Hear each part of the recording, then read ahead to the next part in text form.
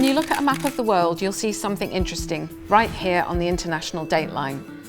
This is the line that separates one calendar day from the next. And at this point, the line loops around a group of islands that are known as Kiribati.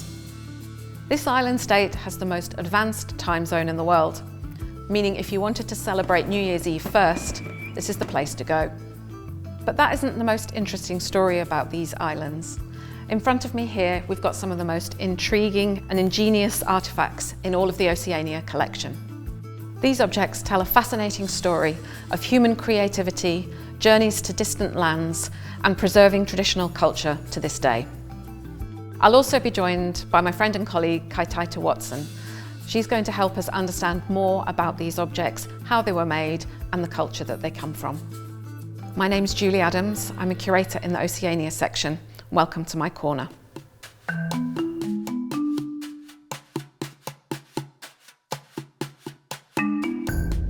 Kiribati is an archipelago of atolls in the Central Pacific Ocean. The word Kiribati is spelt at the end A-T-I. In Kiribati language, that's how you pronounce the island's name, Kiribati. And for people from Kiribati, you say they are i-Kiribati, meaning they are from the Kiribati Islands. So the first settlers to Kiribati came around 3,000 years BC from the west. From the 16th century, European ships started crossing the Pacific and came across the islands. But it wasn't until much later, in the late 19th century, that British colonists claimed the islands of Kiribati. The islands gained their independence from the UK in 1979, although many islanders do maintain connections to the UK to this day. I was born in Kiribati on the island of Tarawa. That's where I grew up.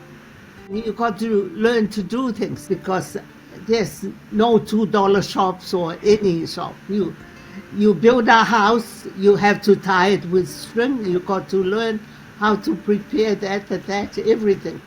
You don't have things like, oh, breakfast, we'll have Weetabix and cornflakes this morning. No.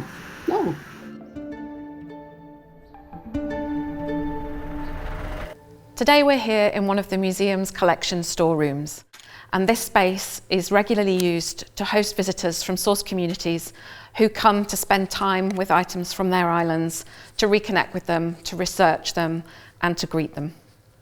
So what we have on the table in front of us are some of the major elements that go together to form the ensemble of a suit of armour worn by a Kiribati warrior. When European visitors first encountered Kiribati warriors and their suits of armour, they were fascinated with what they were seeing. I mean, if you imagine the whole ensemble is just this visual spectacle, it would have been an awesome sight. I never saw the armor until I came to New Zealand at the museum. I never saw it in Kiribati. You hear stories about a giant, a big man with the armor, legends told by your grandmother, but actually seeing one, no. These objects in front of me date from that time period of interactions between Kiribati people and European sailors, traders, whalers and missionaries. The fact that Europeans became so interested and obsessed even with this armour led to a stereotype of Kiribati people being described as a warlike people. But in fact, when we look more closely at some of the items here today, we'll wonder if that is actually really the case. The first thing we're going to look at is this garment on the table in front of me, which in a European sense closely resembles a suit of dungarees. The dungarees were, if you like, the kind of base layer of the armour, but there were other pieces that also went onto the body, so pieces that kind of slip on like a jacket that have longer sleeves. Some have a kind of additional panel that would have gone across the midsection. There's an absolute amazing variety. And these dungarees are made from coconut fibre cord. In the Kiribati language, this cord is known as te kora. Once you have this length of cord, it's incredibly strong and resilient. Most of the garments do show signs of being worn, and the place that you can see that evidence of wear most is in the crotch. as in this example here. And you can see that there's holes in this area where it would have been worn and in contact with bodily fluids. The most obvious thing to say about these dungarees is to just think about for a second the intensive labour it would have required to create them. The process of making the string, like, what is that like? It's a long process. It's the green coconut, and then you taken the husk off. That husk is soaked in the clay mud in the sea when it's low tide, and you bury it there for about 3 months until it's gone rotten and smelly. Take it out and make sure you beat it with a stick on the log, rinse it, and then you put it out in the to dry. And once it's dry, you put it away for future use. And then you roll it on your leg. You come with this. That's the string. But it's not an easy job. I remember when you came to Cambridge and we did that workshop and everyone was rolling. Yes! My God, after about 2 minutes, my leg was red. It was so hard, like painful. But it's a lot of work, I'll tell you. I think you're 100% right. It's like the effort it would have taken to create just that one suit of armour is amazing. It seems clear that not every warrior in Kiribati would have owned a suit of armour, and it was probably only selected people that wore them into battle, or that they were worn by an individual in a kind of ritualised one-on-one combat. So the next item we're going to look at is this piece here, which goes over the top of the dungarees and is a kind of upper body armour. The closest parallel in European armour is known as a cuirass, and so this is a Kiribati cuirass. It differs from a European cuirass in that it has this very distinctive head guard that comes up and emerges from the back and would rise up above the head of the wearer.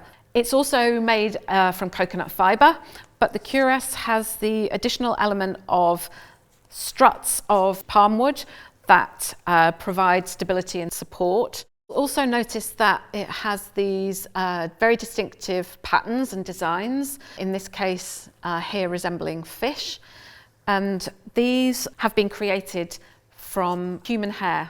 In Kiribati, but also in other islands of the Pacific, human hair is seen as a very spiritually potent material and often used in items associated with warfare or religion.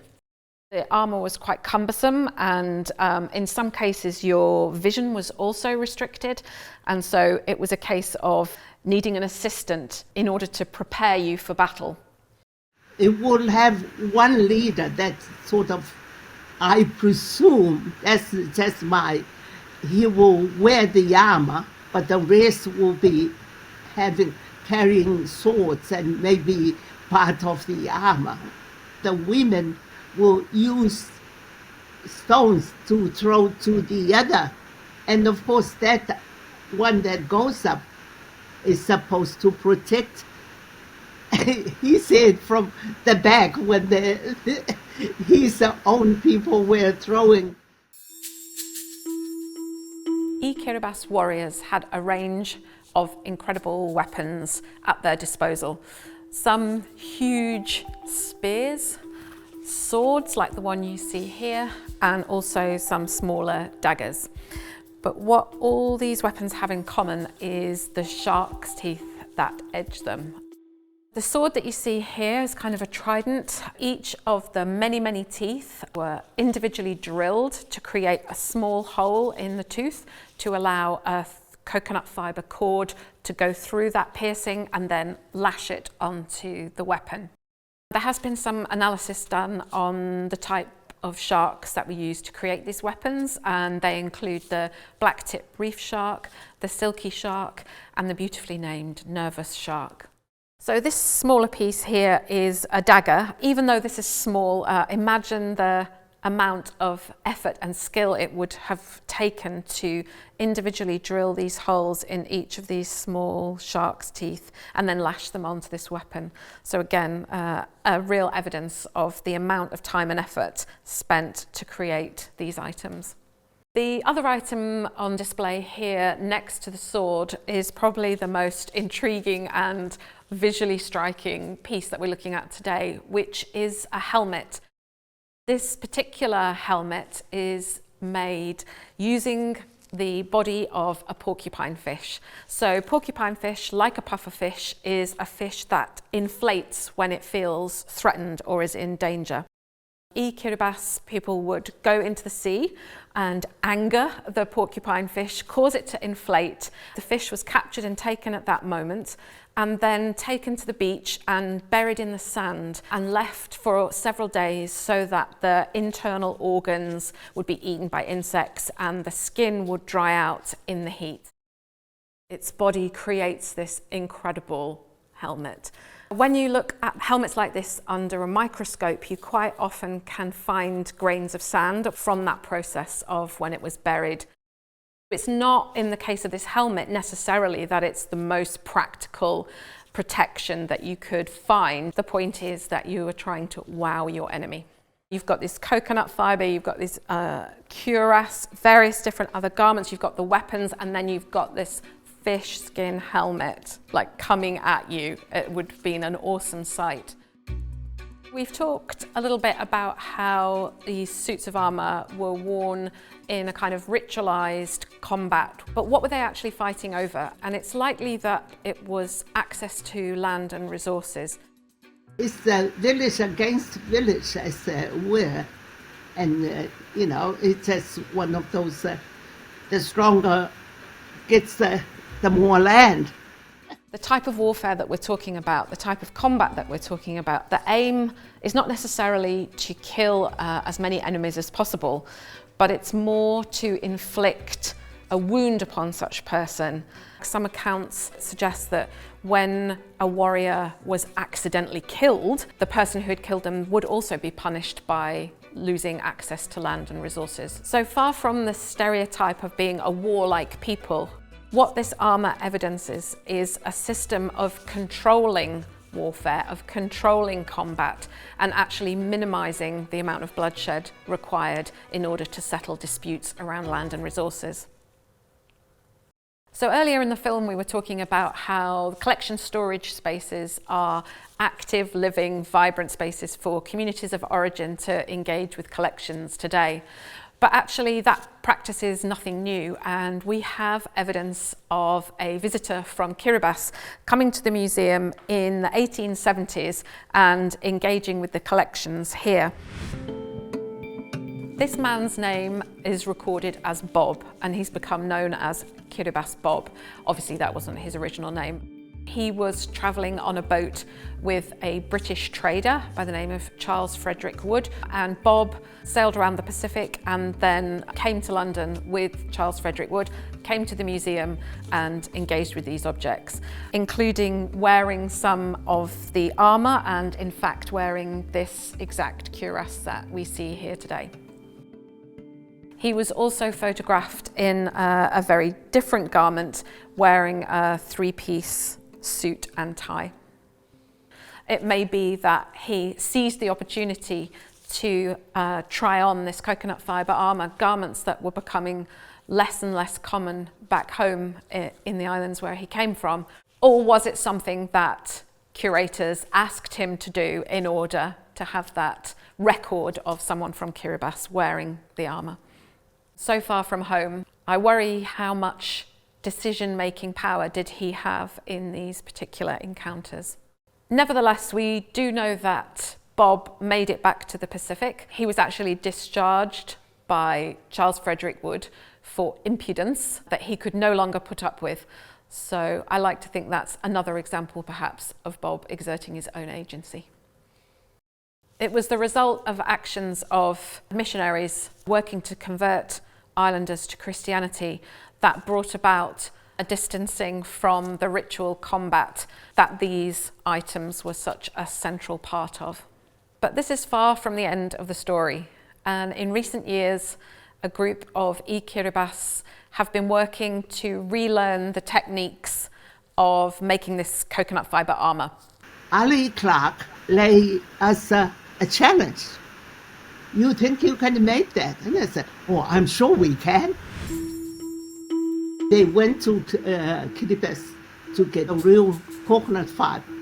And they said, oh, is there war coming along? You got the cord, but you were trying to work out the technique, and it was something like similar to a fishing net technique. That's Is that right?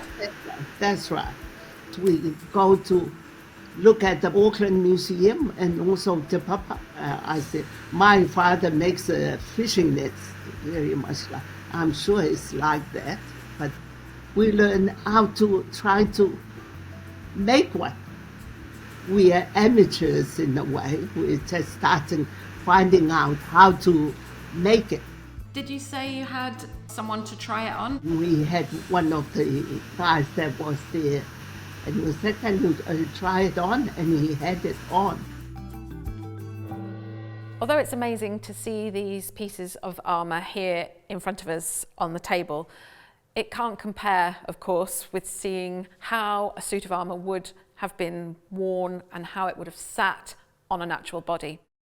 This is something that our conservators have been working for many, many months to recreate by making a mannequin and conserving an entire suit of armour.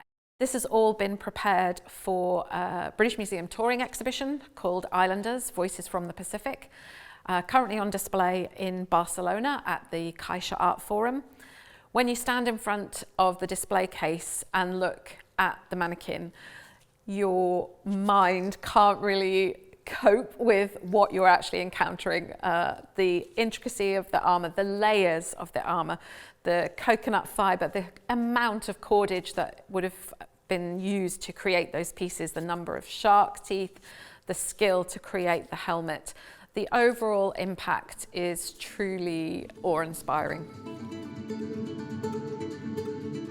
Is just the creativity of Kiribati culture is absolutely amazing, and you're carrying that on with your experiments and in making the armour. We hope that we encourage people to be able to share what they, or build on what they know. Even we got to try to retain that and maintain it. That's my concept, and hopefully it will filter out a bit.